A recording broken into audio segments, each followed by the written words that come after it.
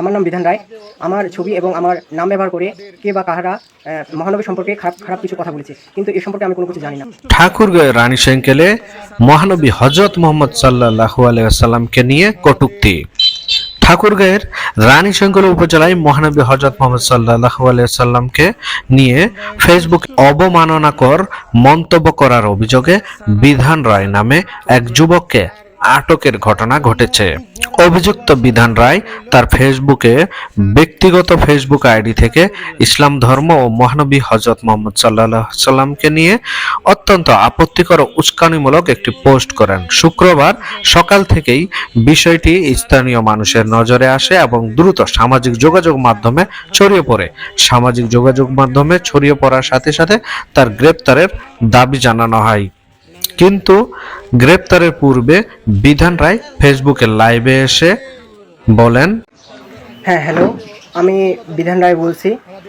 আমি ইসলাম ধর্মের যে একটা কটূক্তি ছড়িয়ে গেছে, আমি ওটা সম্পর্কে কোনো কিছু জানি না, আর ওটা আমার পোস্ট নয়। হ্যাঁ, কে বা কাহারা আমার আইডি নিয়ে, কে জানি আমার কোনো একজন ব্যক্তিগত শত্রু হতে পারে, সে আমার আইডি দিয়ে মহানবীর সম্পর্কে কটূক্তি করেছে, কিন্তু এই বিষয়ে আমি কোনো কিছু জানি না।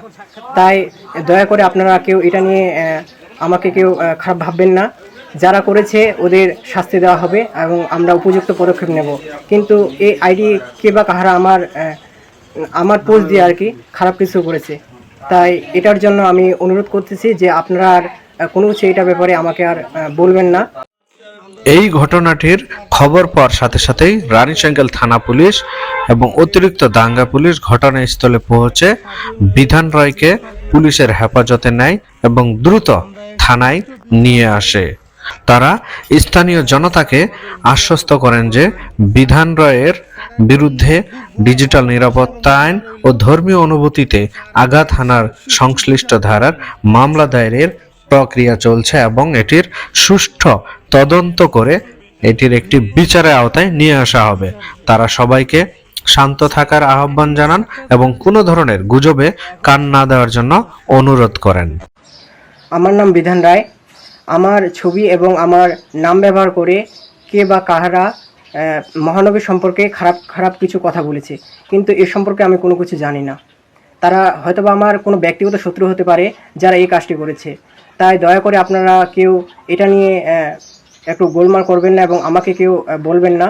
তবে যারা করেছে এটা তাদের পদক্ষেপ নেওয়া হবে, কিন্তু এই বিষয়ে আমি কোনো কিছু জানি না যে আমার ফেক ছবি এবং আমার আইডি দিয়ে বা আমার নাম দিয়ে তারা ব্যবহার করে এই কাজটি করেছে। তাই দয়া করে আপনারা এই বিষয়ে একটু ভাববেন এবং এই কাজটি আমার কখনোই নয়, যারা করেছে তাদের সম্পর্কে পদক্ষেপ নেওয়া হবে।